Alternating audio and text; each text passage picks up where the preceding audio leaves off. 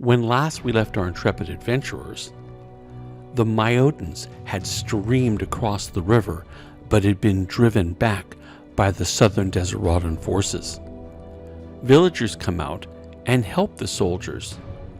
Wounded Myotians are given some healing and then sent back across the river.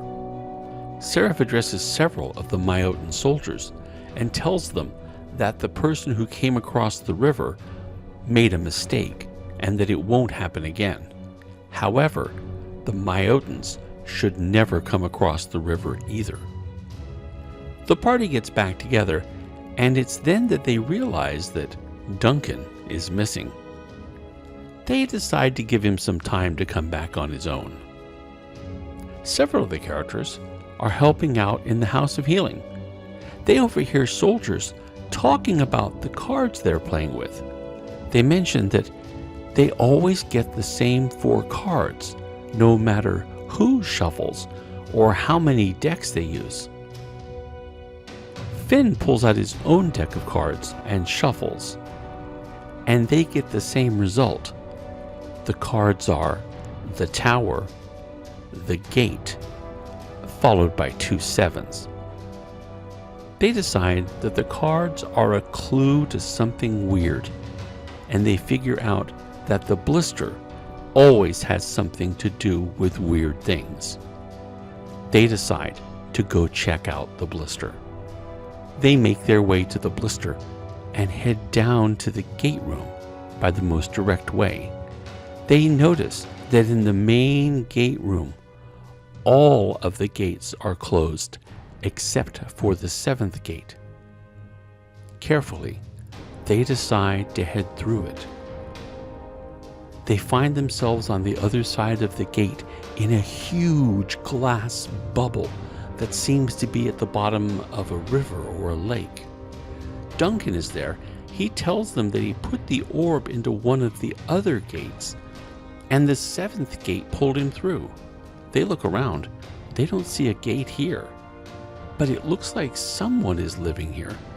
There's the remnants of a camp. It appears to be that of a single person.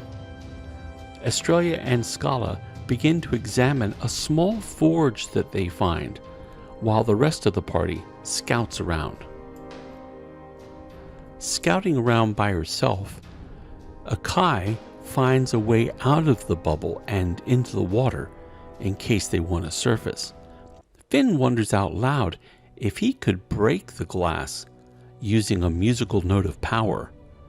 None of the party members encourage that, and so he sits back and stays out of the way. Marcus and Seraph explore further away in the bubble. There's a dark green moss covering everything near the edges. They guess that maybe that's what's providing the air down here.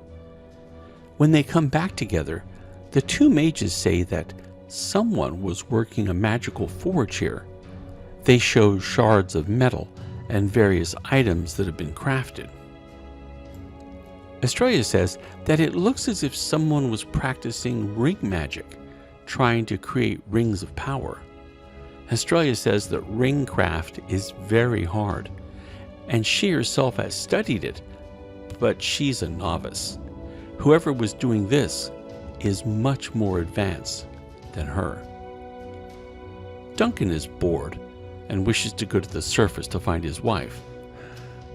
Akai chides him, saying that she wants to know more about ring magic. Australia tells the party that the original ring mage was a dragon mage known as Goslar.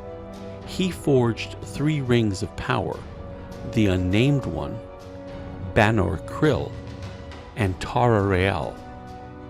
He kept the first 2 and gave the 3rd one to a corrupted paladin named Absalom.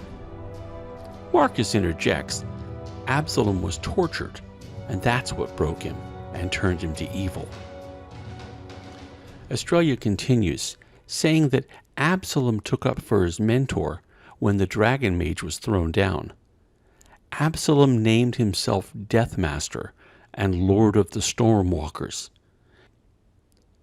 He went on to add more and more rings until he was thrown down by Saint Sylvia.